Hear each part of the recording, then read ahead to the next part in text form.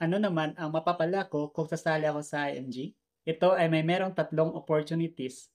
Financial education opportunity, may mga miyembro na gusto lang mag-aral at magbasa ng libro. Kaya para madagdagan ang mga kalaman nila, uma-attend sila ng mga workshop at trainings na pwedeng ulit-ulitin. Business opportunity.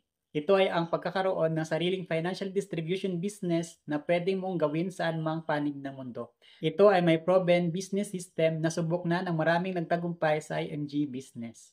Investment opportunity. Ito naman ay sa mga gusto lang mag-invest at magkaroon ng access sa iba't ibang investment vehicles tulad ng stock market, mutual fund investment, real estate, insurances, at trainings and support kung paano magsimula, mag-invest at magpalago ng pera para sa mga pangarap at kailangan sa buhay.